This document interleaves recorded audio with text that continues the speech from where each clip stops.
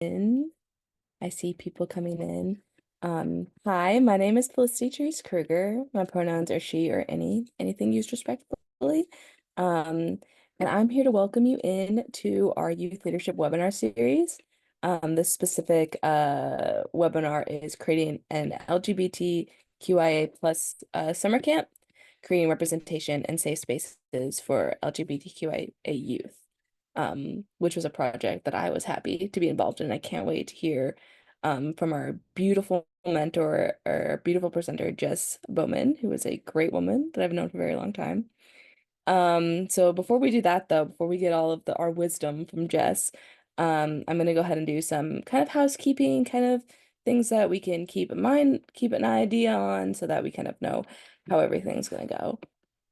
Um, so this webinar is developed in part under grant number SM0625560 from the Substance Abuse and Mental Health Services Administration, aka SAMHSA, the U.S. Department of Mental Health and Human Services.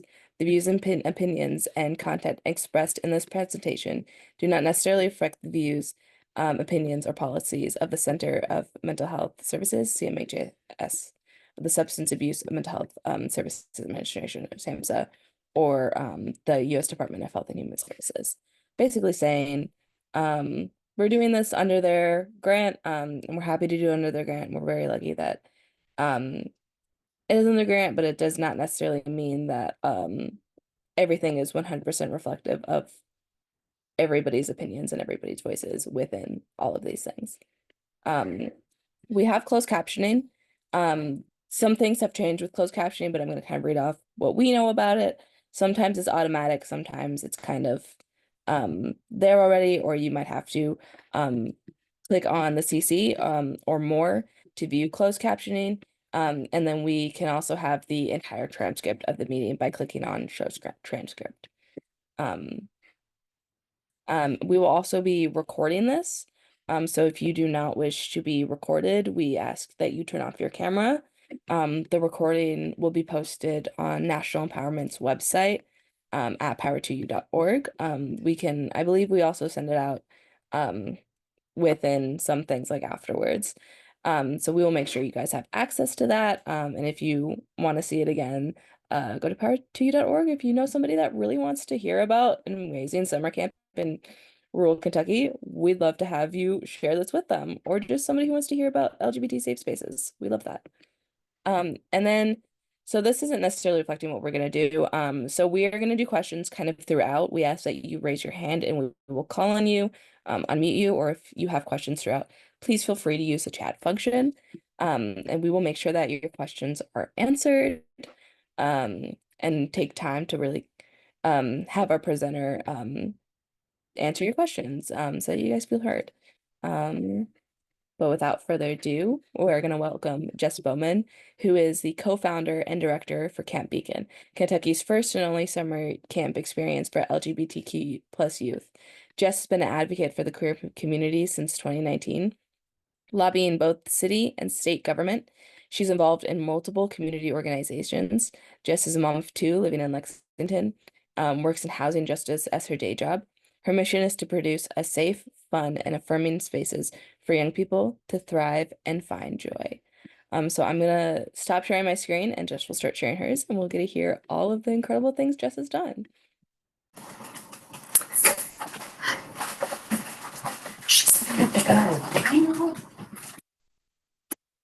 Sorry, the dog came in the room right when it was time to start, and she's loud. Come on. Okay, entire screen, share.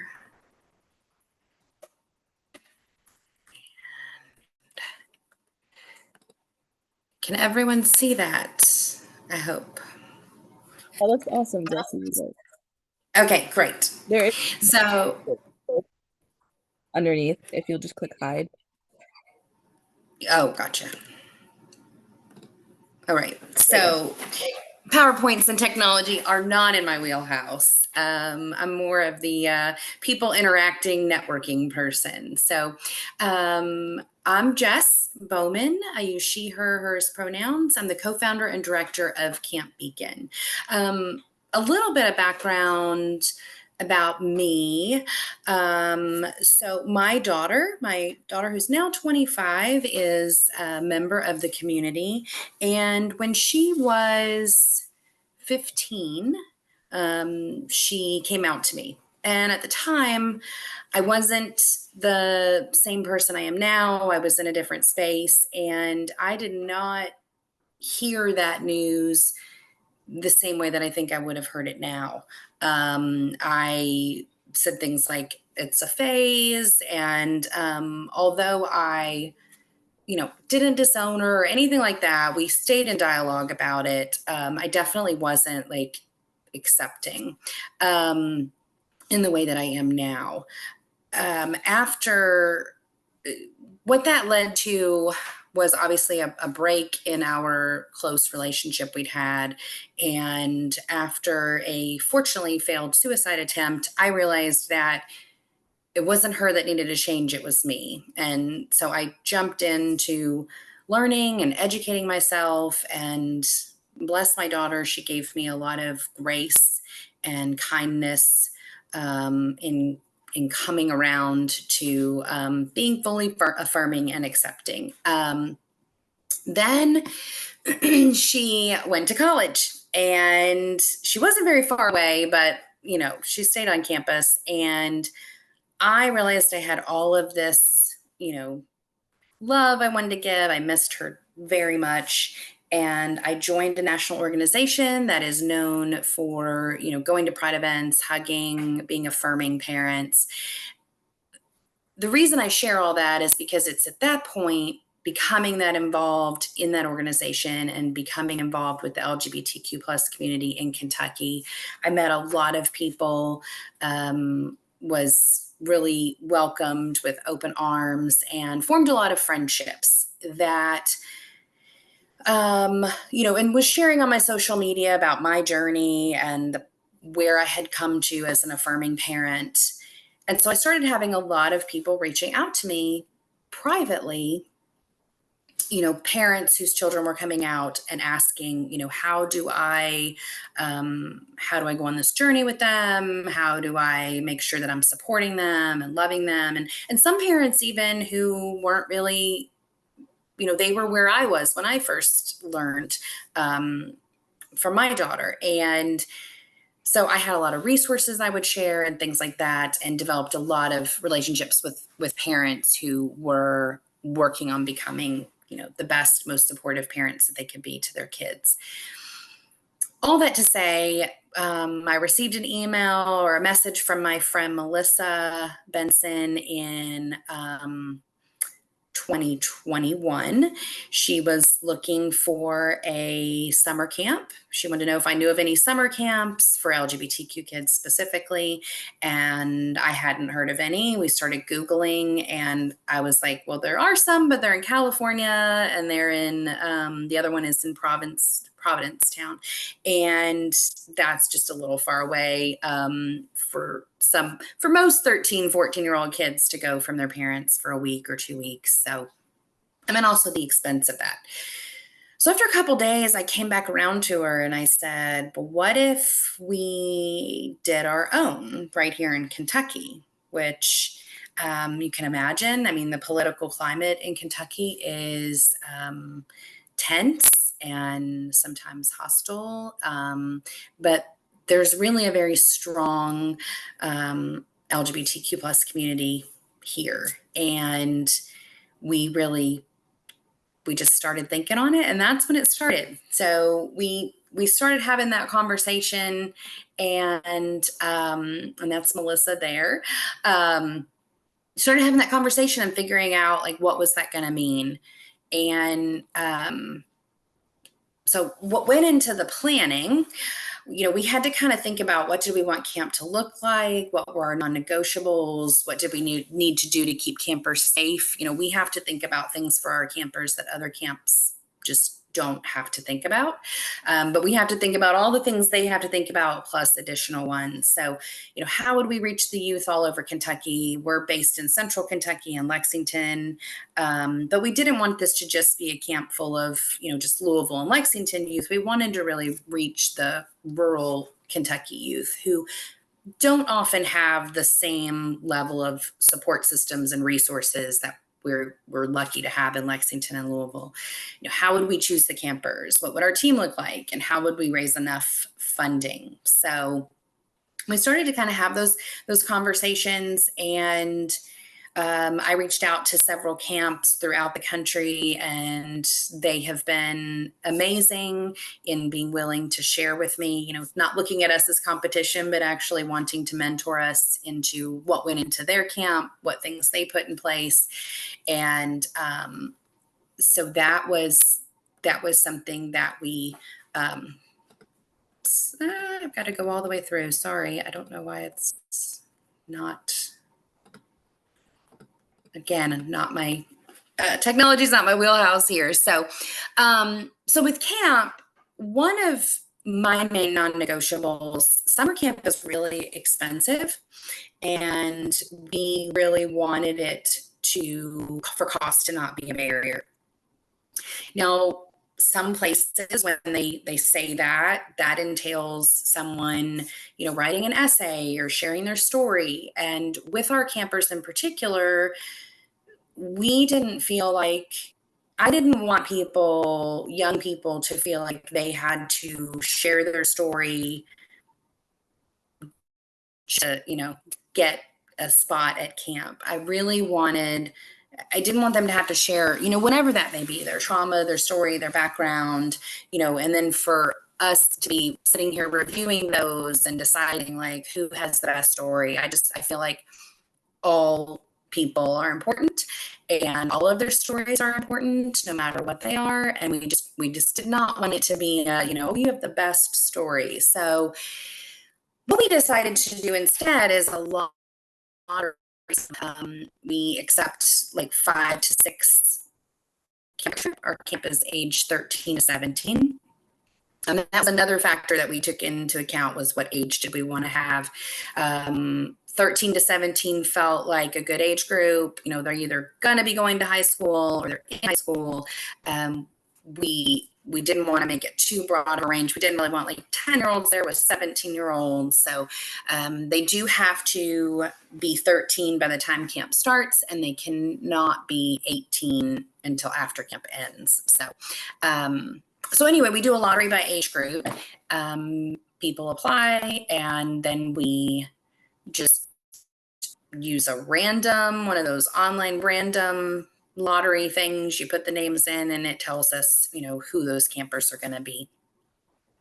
To reach youth all over Kentucky, I really utilized those networks that I had made, through the organization I had originally joined in 2019. Reaching out to all the Pride festivals, all the GSAs, asked people to put me in contact with teachers they knew. Librarians are really a great resource. Often we found in these rural communities, the public library is the safest space for LGBTQ youth, and youth in general. So one of our non-negotiables was definitely that we wanted it to be free. We only charge a $25 registration fee. That does mean that we have to raise a lot of money. We are grant and donation based. And all of my team are volunteers, and the majority of them work full-time jobs and do this, we do this work throughout the year. So one of the things that we really do, one of our other non-negotiables, there's a lot of politics going on in Kentucky. And at the time that we were really putting this into place, I don't know how many people are here from Kentucky, but our last General Assembly in 2023 was really brutal. A lot of attacks on trans people in general, and especially trans youth. And we don't police the kids' conversations, but we really just wanted to make sure our mission was celebrating the beauty of being queer, that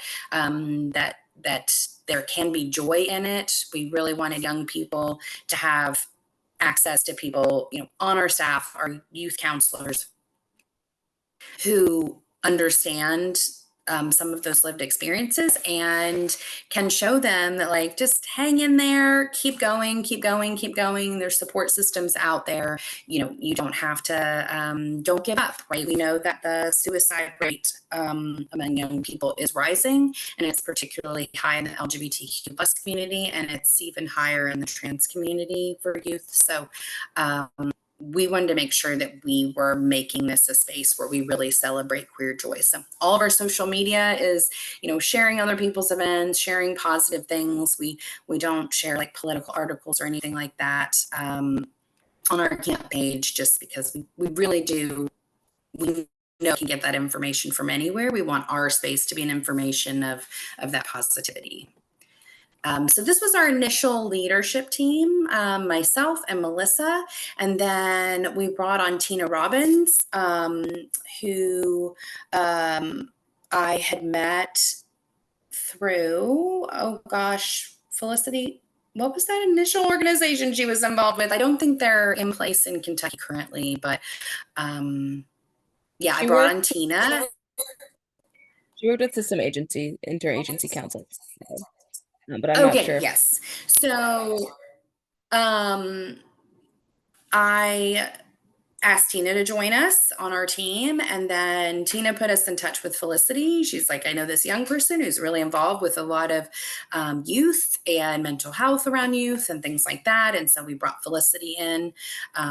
We really wanted our youth voices to be centered. They help us make decisions about activities and all of that, but also even like what our logo was going to be, and some of our policies in place and things like that. Then my dear friend Shannon Ashley joined us for fundraising, and she has been incredible in helping us really get the funds and getting us promoted out there, and in front of a lot of national orgs giving us money now. So that's been really, really crucial. Then also Mason Kalinsky, who I had met through Reproductive Rights Group, but he really wanted to get involved. He saw us at a fundraiser and was like, I want to join you. And I met with him to ask him, what kind of skills, and he's really skilled at outreach and networking with people. And so one of our things, again, was to really make sure that we were reaching those youth in rural Kentucky, making sure we're getting our messaging out there. And also, I'll talk about it a little bit later, but one of our goals moving forward is like, we don't want things to just end at camp. We want those young people to become leaders themselves, to realize that they're there, and to support those efforts in their community or wherever those young people move on to support them in whatever they're trying to do, in whatever ways. Whether that's pushing out their events or helping them get flyers printed or helping them just organize things and finding people in their area. One of the things we found with the young people when we were doing our intake interviews was that they would say, if they're in rural Kentucky, they would say, I'm the only queer person in my area. And I'm like, I can almost 100% guarantee you that that's not true. You just haven't met them yet. So that was obviously for us key, that we help them to not feel so alone.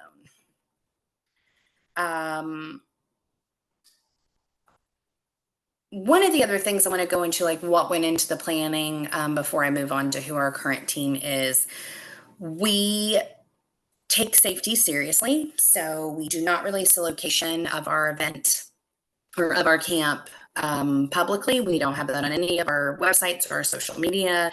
We do an intake with all campers and their parent, guardian, or responsible adult to make sure that they're who they say they are. And it also gives us an opportunity to get to know them a little bit better and to go over any of their questions and concerns. Some of these young people have never stayed at an overnight camp before. A lot of them we found in recent years are homeschooling because of bullying in their schools. And so that intake gives us an opportunity to kind of get to know them and what their needs are. So yeah, we don't release the location. The gates are locked at a certain time. We have a security person who just kind of sits by the gate. We did not have any issues last year. And we're now starting to really push ourselves out on social media, knowing that we need to do that in order to keep camp going, but also trying to be really cognizant of monitoring to make sure we're not getting comments that are hateful and things like that. We have young people looking at our pages, and we don't want them to ever see something that would be detrimental to them. So yeah, that's kind of what we do there. So our current team, we have our youth leadership team. Felicity is actually one of the co-leaders of that leadership team. And then we also, this year, we have 3 additional youth counselors. So we have 5 people on that team altogether. Administration is myself. We have an administrative assistant who keeps us in line with all of our forms, and a social media marketer. Melissa's in charge of arts and activities and has a team with them. And then we do have a full mental health team.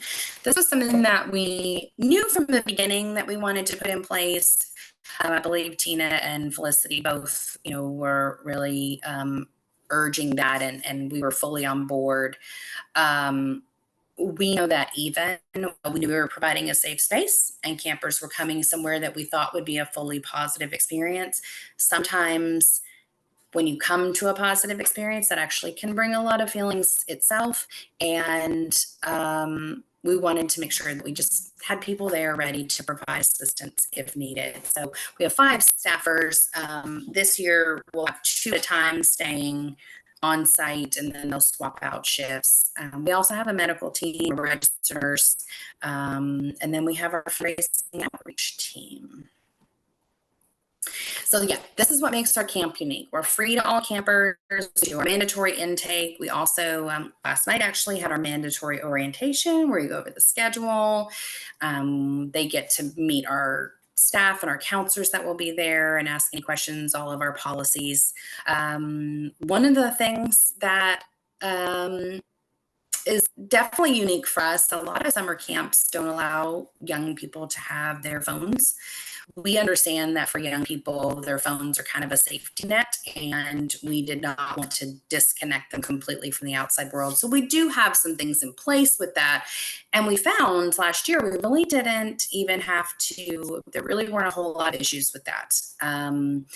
We kept the kids really busy, and they didn't have a whole lot of phones, even to the point that parents were like, I haven't heard from my kid in days, which I think was a good thing because that meant they were having fun. For our campers, we also have our bunkhouse is gender neutral. So we're all in one bunkhouse together. The bathrooms, are single stall with a shower and a toilet. So there is privacy.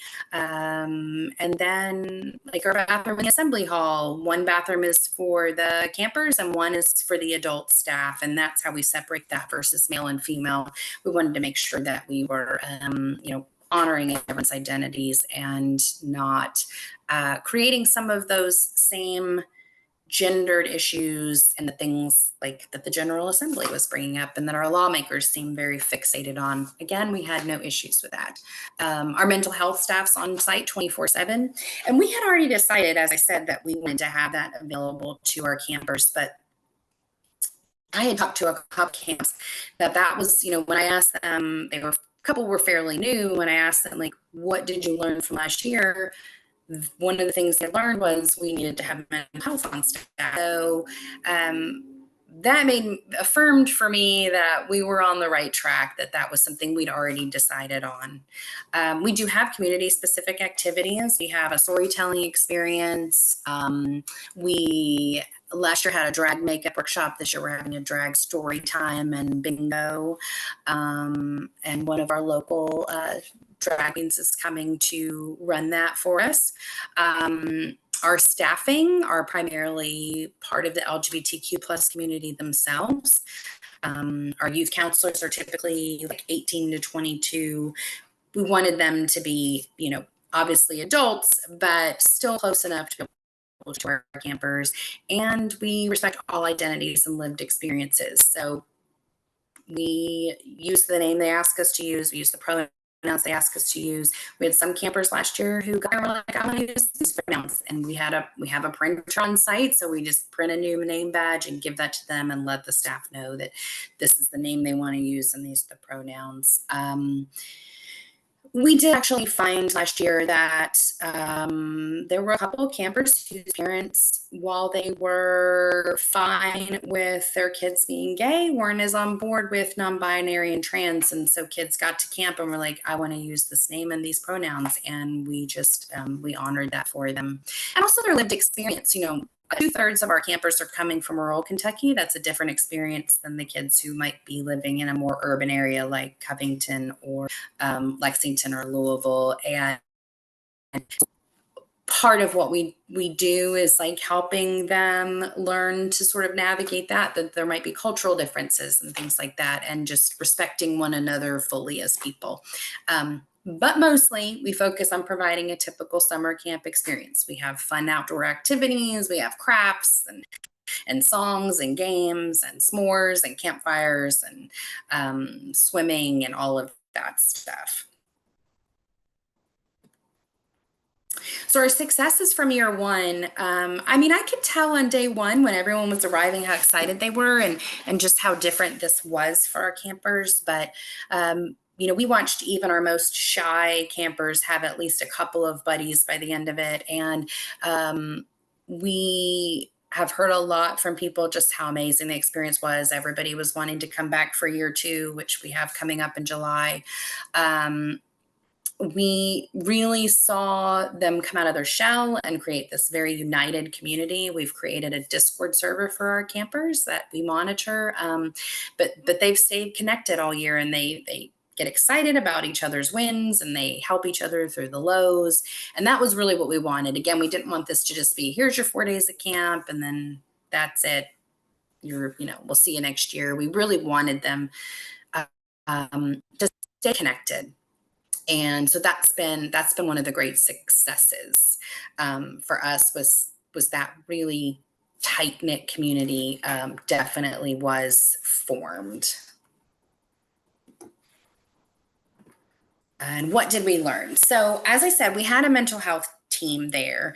I think one of the things we learned is that maybe we were being slightly too vigilant, in our desire to be aware of any issues that might come up, that maybe we were, we had some kids who weren't eating the first day and realizing okay, that wasn't necessarily a mental health thing. That was just maybe they didn't like the foods we had, or maybe they really weren't hungry, or, some kids when they get excited or nervous and anxious, they don't eat as much. And so we did kind of learn from there that we needed to take more of a backseat approach, let the kids come to us. One of the things we also do provide is a sensory room on site. So that's a space where if just the noise and the things become too much, there's a quiet space that we can still monitor them and see them, but where they can just go to just be quiet. We have fidget toys and soft sounds, things like that. So I think that was one of the main things that we learned. We also did learn, even though we were doing this completely affirming, we learned that there were things about specifically the trans experience that we maybe as a whole had not thought through. But fortunately, because we had staffers that are part of the community, we're kind of able to help us remedy some things, for instance, if you go swimming in a pond and you're wearing a binder, that's going to need to be washed, right? And so giving kids that knowledge that okay, we have a staffer who understands that, we can do laundry, and working through some of those things. So where do we go from here? I have super big audacious goals for us that I would like to see us do. We really had hoped to expand this year to 2 sessions, but our camp costs from last year, costs just in general have gone up everywhere. And so our costs went up. And because we are grant and donation funded, we're a small volunteer team. We just don't have a lot of capacity to do really big fundraisers all the time. And we do our best and our staff's great, but we just didn't want to take a chance of having 2 sessions and have to cancel one and disappoint young people. So we decided to just stick with the 1 session. I think we added like 5 extra campers this year. And we did also add a counselor in training position. We had some young people age out last year that really were wanting to be involved and interested, and we're interested in being youth counselors, but, don't have a whole lot of experience. And so what we thought is like, how can we help young people who want to be leaders, who might want to be counselors at camp someday, do that? And so we added a counselor and training position. We'll have 2 this year that are, if a camper was a past camper, they could apply for that. So kids can apply next year who were either in year 1 or year 2. And they won't have supervisory roles over their peers, but they will be able to learn how camp functions, what it takes to put into camp. They'll get to really work with our youth counselors, Felicity and Cece and others, on, what it takes, what it is they're doing behind the scenes, the games, the songs, but also like how you do your schedule and how you get all of everybody to like, okay, it's your time to do your showers. It's your time to get to meals, keeping on track with that. So I think for now we've decided, we'll just stay with this 1 session with the 13 to 17. Again, we'd like to add a 2nd session. We'd eventually like to have a middle school age group. We would, potentially like to have our own space at some point so we can build it how we want. But those are really big, audacious goals, and we're going to have to really, beef up our team a little bit, get some more people in there to help assist that with our capacity. And then this is the mission statement that we wrote.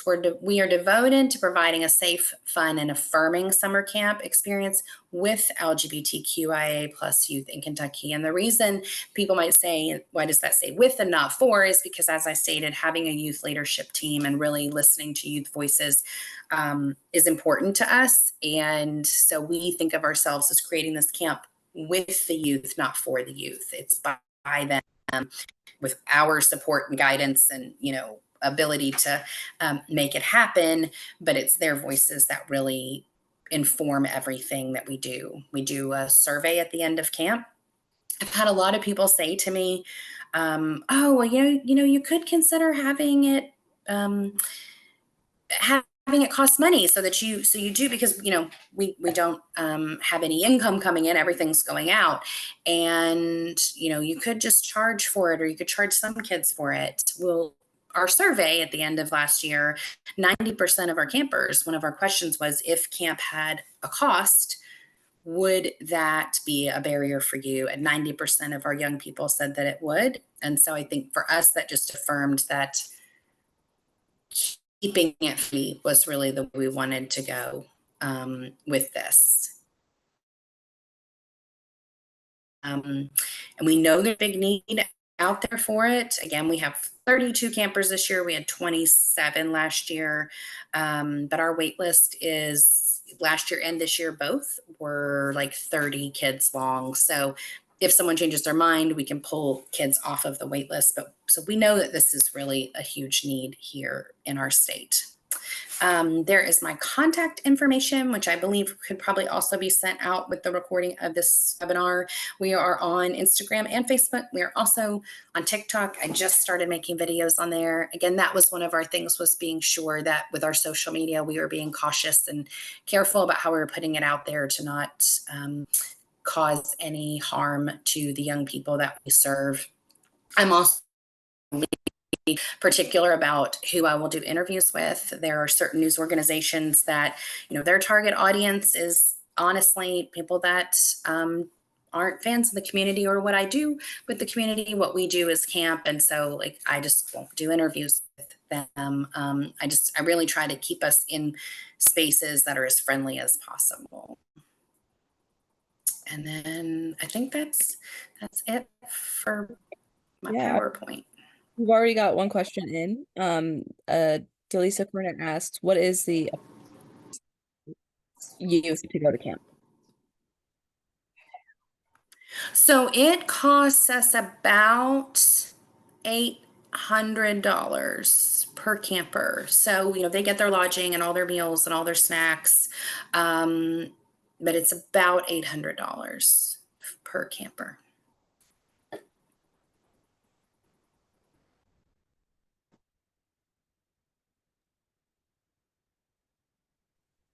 Thank you, Jess. One question I have, oh wait, there's another one.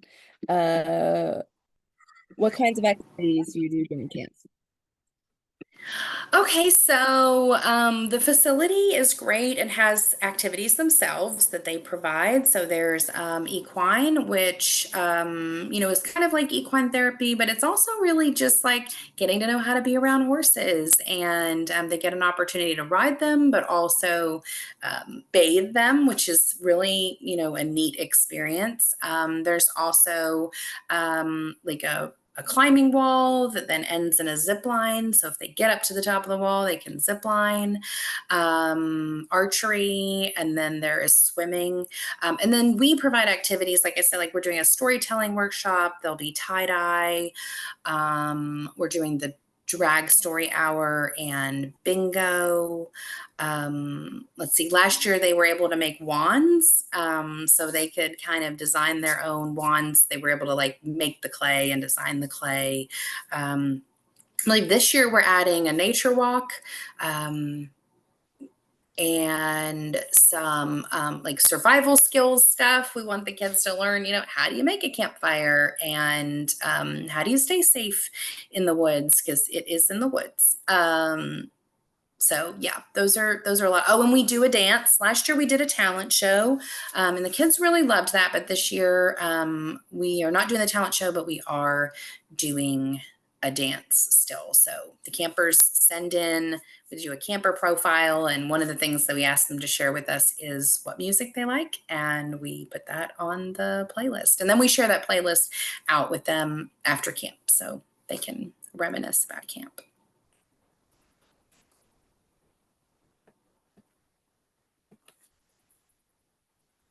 Thank you guys for the questions, and thank you guys for answering them. You mentioned that that the community is a great thing for these young people. How do you keep them with communities where they can maybe interact with counselors still, maybe in a safe environment? Yes. So I did briefly mention, we have the Discord server, and that is monitored by administrators. So I'm in there.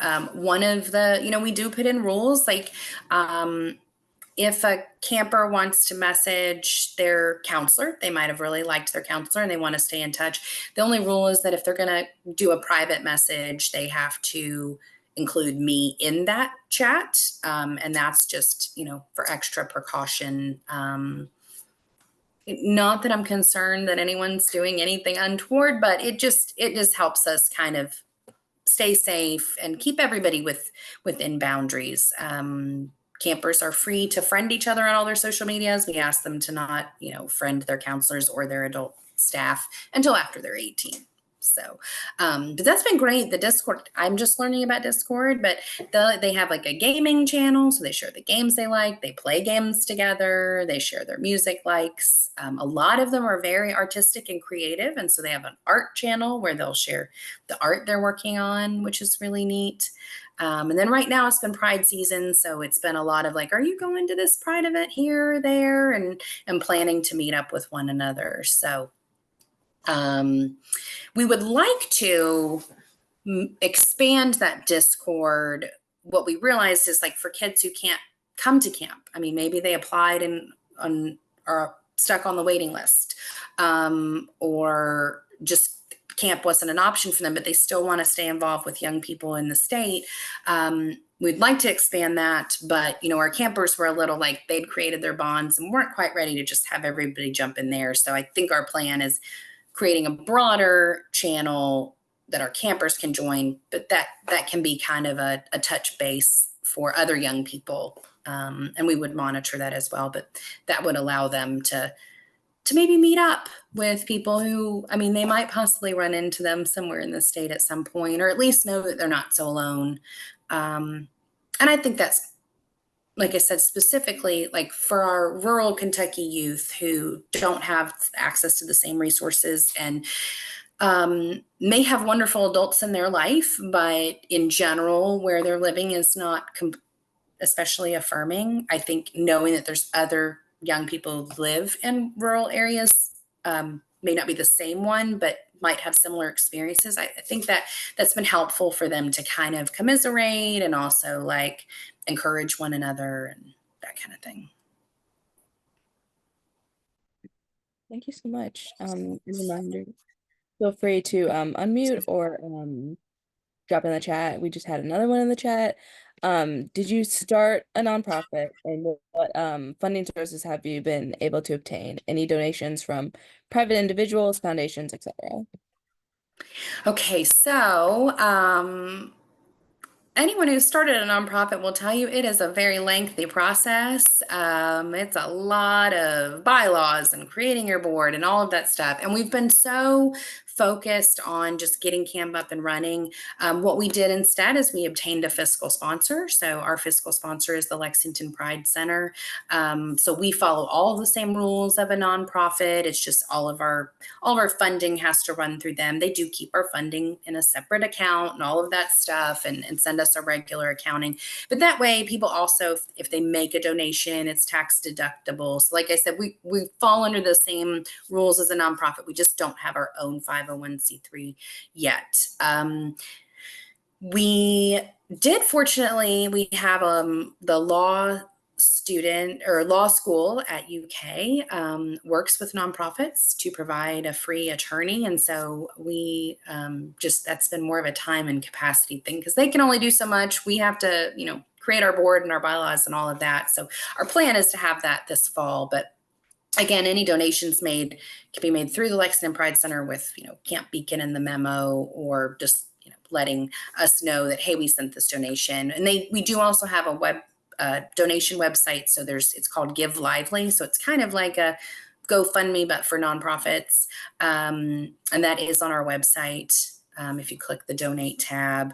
So we raised a lot of money there. Some people have put us on their monthly donation. And so they have an automatic withdrawal that comes out every month. It's like $20 a month, but every dollar really does help. Again, with, camper being $800, it's like if somebody did $20, they've funded like a third of that cost by the end of the year per a camper. So, and then we do keep things up on that site that say, here's how much it costs to sponsor a camper. Here's how much it costs to feed a camper. So people can kind of know what that money is going towards. And we stress a lot that, again, our staff's all volunteer. We do pay our youth counselors a small stipend for the 4 days. It is not enough for all that they do, but we're grateful that they still work really hard for us. What was the other? Oh, donations so we do have private individuals, we have foundations. The community has been incredible.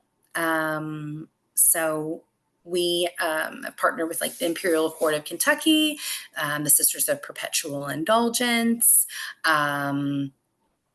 and a lot of like the drag community specifically has probably been our biggest supporters. They have done multiple drag shows, bingo, online fundraisers. They really have done a lot. And a lot of them always say to me, like, why can't we need one of these for adults? So, we've tossed around an idea of doing a fundraiser that's a summer camp for adults. So they seem to, I love that they want young people to have what they didn't have. I think that says a lot about the community as a whole.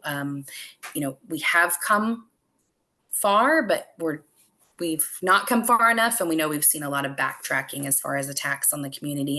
And I love that these, adults are able to say, like, just keep going. And then like, also, we're going to help get you some money. So they've gotten us a lot.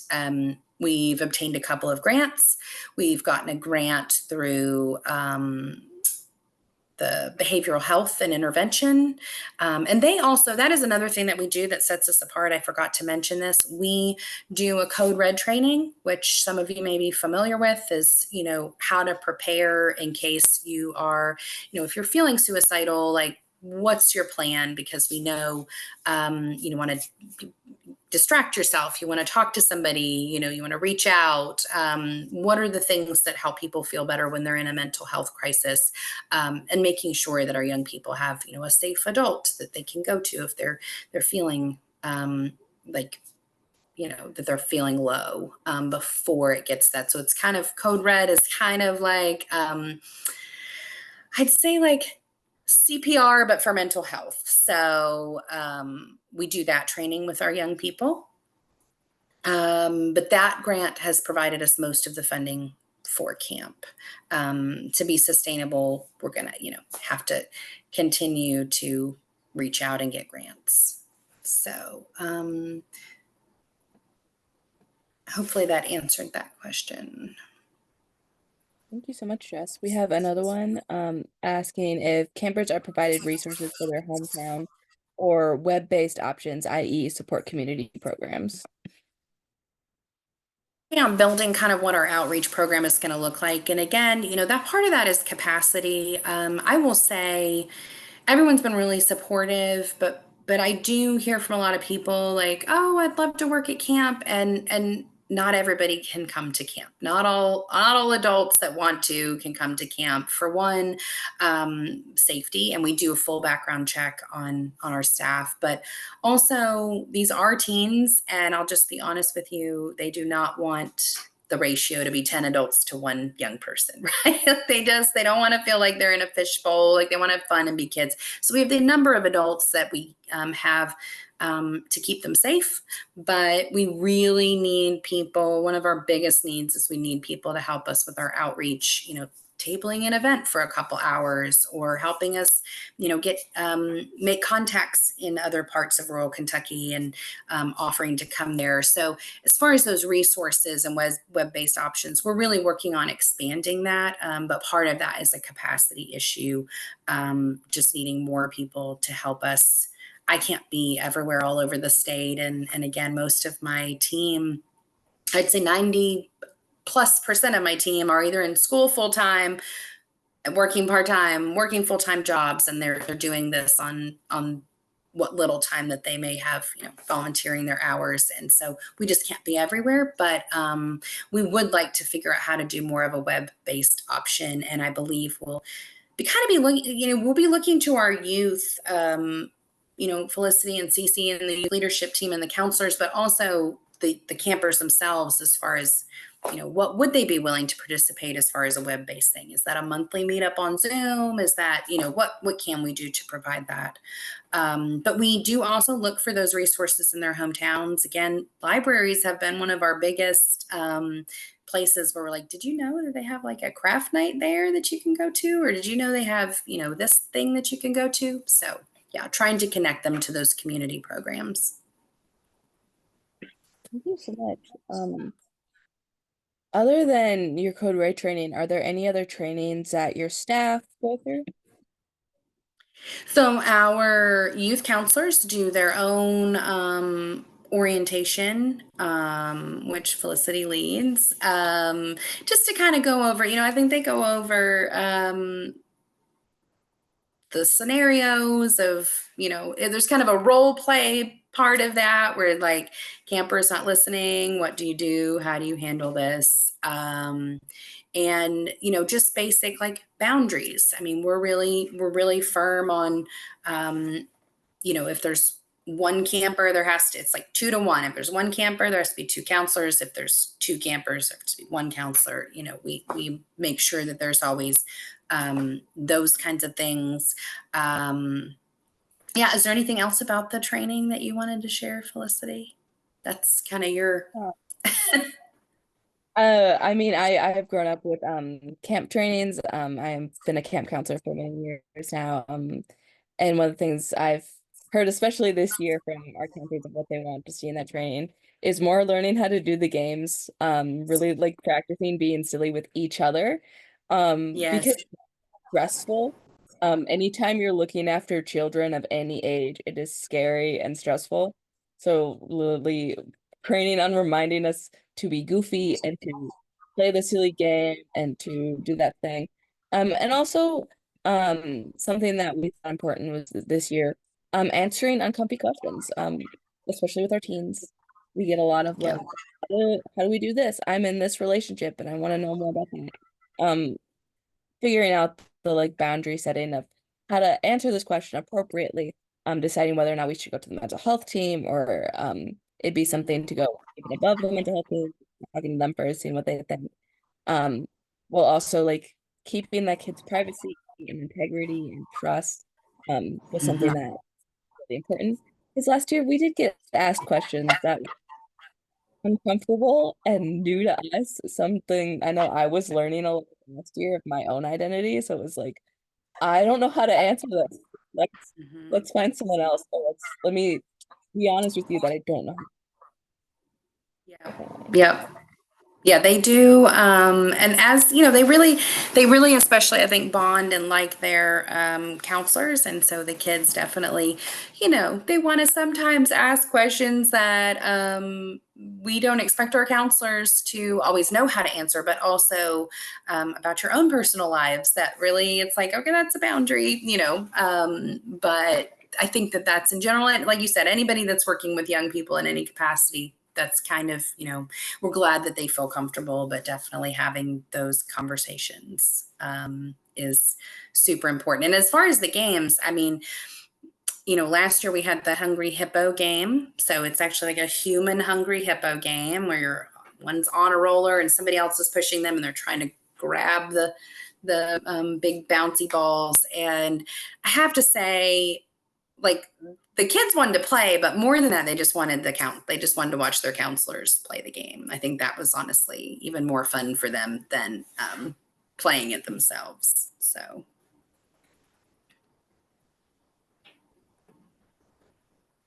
Do you have any future fundraisers you want to mention or anything going on pretty soon with regards to cancer that you can put it up for? So our Give Lively is ongoing. That just continues to go. I believe we're going to have an event coming up, but not till the fall. That's another area where we can always use help. We always have businesses that are, especially in Pride Month, all the businesses want to give a portion of their proceeds, and so we have restaurants and coffee shops and things like that that are giving us money. So that's kind of ongoing, but we don't have any big events at this time. We would like to plan. We were going to do a soiree. I think we're thinking we're going to do that a little bit differently. Some of our kids who had just turned 18 were a little bummed that they wouldn't be able to come, and so trying to figure out how to make that more all ages, like potentially an all ages drag show, that kind of thing.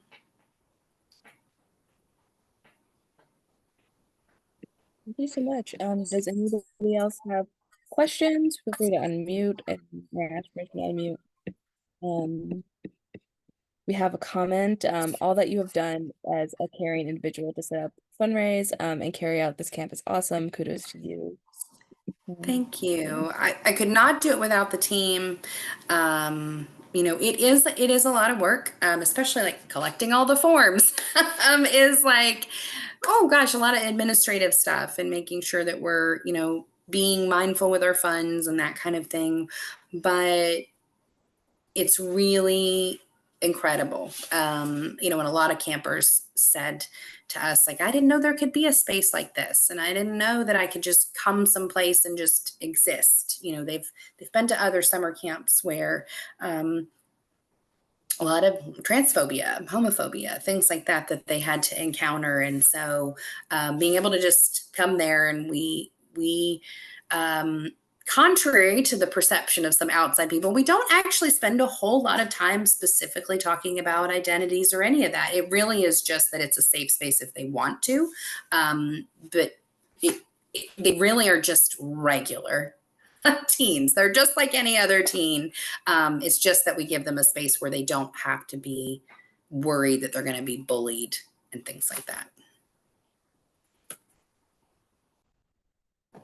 Oh, um, there are comments coming in. Yay. What does your child think about your work on this summer camp?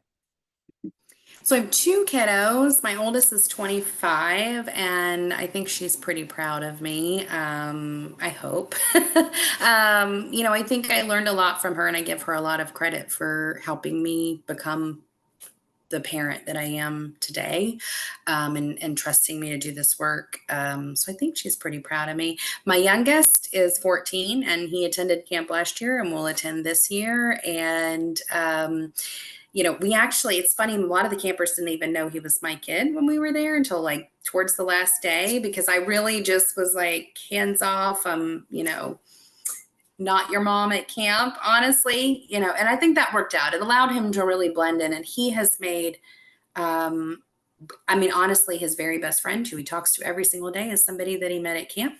They live an hour away. We occasionally get them together, but they FaceTime every day. And so I think he really loves it. It's really kind of helped him find a group of people who he can just be himself with as well. And I will say, knowing him, he bloomed so much at camp. It was awesome to see. It was so fun to watch him change throughout camp and become more excited and passionate. Yeah. We have another question. Do you have the vision to expand the camp to multiple sessions, providing funding is available? Yes, that is definitely something we would like to do. We haven't discussed, like, do we do two sessions of the same age group? Do we do one session, the older age group, and one that's the middle schoolers? Kind of trying to gauge like what's out there. Is there as much of a need for the middle schoolers?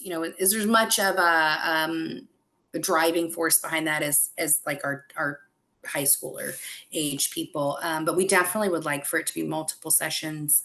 Funding is just our main thing. Not only do we have to, um, do we provide that funding for the campers completely free, but it also covers the cost of our staff that we need to be there. And so, while we don't pay most of them, we do have to cover their lodging and their meals. And so it is quite costly for us to put that on. But we definitely would love to expand to at least two sessions. Unless our team grows significantly, I don't see us being able to do more than two sessions every summer. But also, kids have other things going on and that they probably want to do. So. We have another question. What kinds of places have you at what things in the way? What places have you asked to interview you about camp? Has the publicity been helpful or well received? Wouldn't it be awesome if all camps were safe spaces for all you? Yes. So, the first place that did an interview on us was Spectrum News. And I have to say, when I asked him kind of like, what was their angle going to be? I just really just come out and ask the questions of like, if I'm going to do this interview, like, what's your take on it? With Spectrum News, they don't do a lot of the news, the local news that you might see, which is like, oh, shootings or the like crime stuff. They really do um like the personal piece. So like, for instance, in a shooting, someone's shot, what they're going to do is the story with like the mother and like her love for her child. Like their focus is on, or like the positive things. So I felt comfortable after talking with him. That piece was actually really good and really well received, I think. We've had some of the local news stations reach out, but like I I read through the comment sections of those pages, and I just don't think that they're a lot of our target audience currently. And we may change. We may change on that and realize, with our need, we kind of have to balance. We need funding, which means we need to be out there, with also our desire to keep our camp safe and not subject our teens to, um, additional hate. But I think the publicity that we have had has been really well received. We've honestly only had like one person on Instagram that was probably, attempting to target us, I blocked them right away. So, that's been good. And I do wish all camps were safe spaces. I have had, interestingly with our camp, I've gone to pride events throughout the state. And for instance, I was in Pikeville Pride last year, and because they're so close to West Virginia, they had people from West Virginia there, and they were asking about our camp. And our camp is just for Kentucky youth.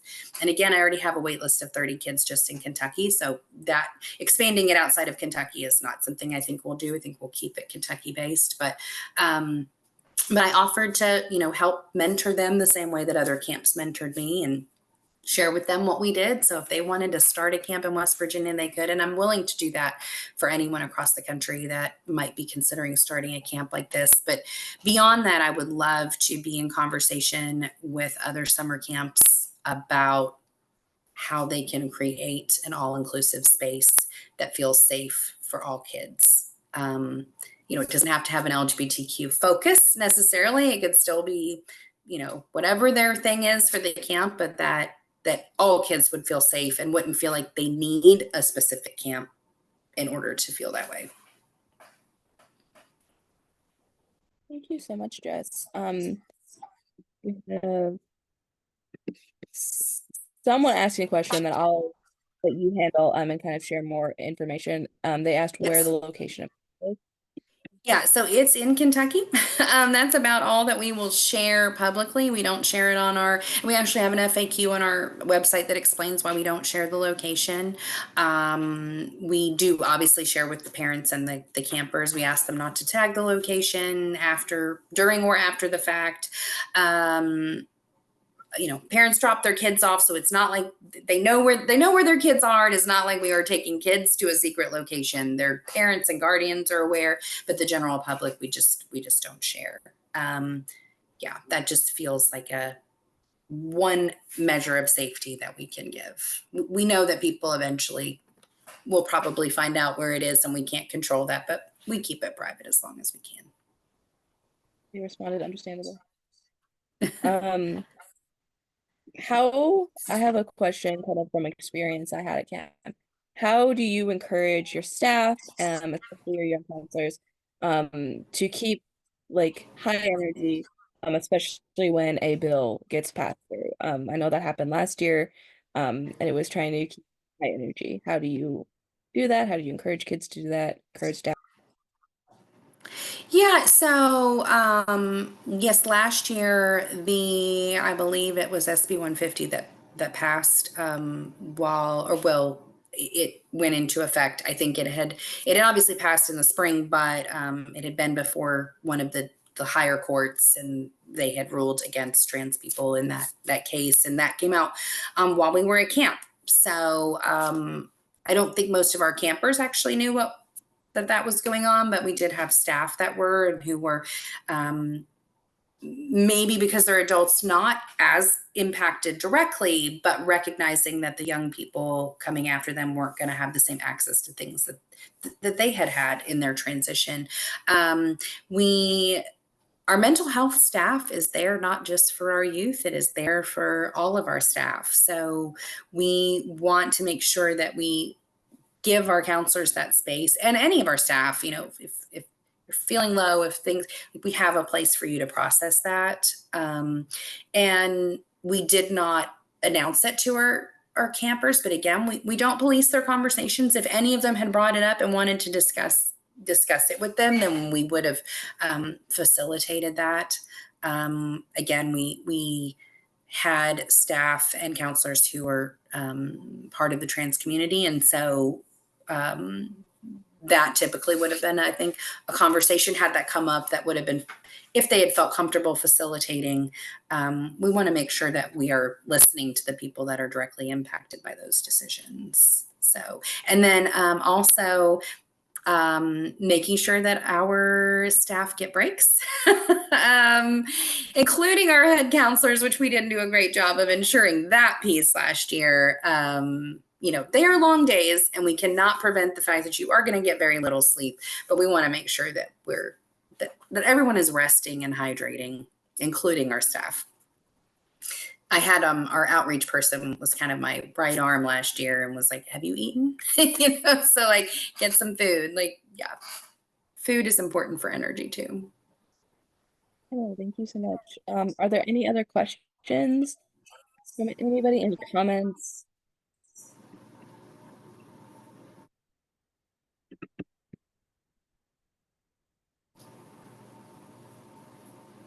Well, whoever typing in their last comments, I'm gonna ask you kind of like a fun one, to maybe Oh, end off on. What is something you are excited for coming up in camp, which is happening in like 2 weeks, 3 weeks? well, I don't think this will come as any surprise to you specifically, Felicity, but it's the s'mores. It's always going to be the s'mores for me. For sure. This year we'll have some. Yeah, it's really hot, but we still love the s'mores.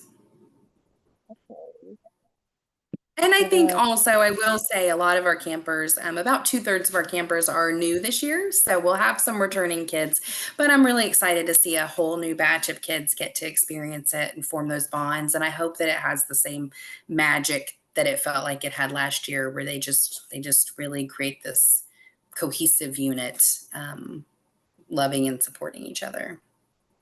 Definitely. And I'll say from the counselor perspective, we are so excited to have a new counselor. We have been like planning things already with her, so I can't even imagine how excited to meet new people. We have a comment. I'm very impressed with your mindfulness, taken towards ensuring safety and providing a positive experience for our youth. Thank you. Thank you. Yeah, that really is. Um, they have enough heaviness, and being a teen is hard for any teen, whether you're part of the community or not.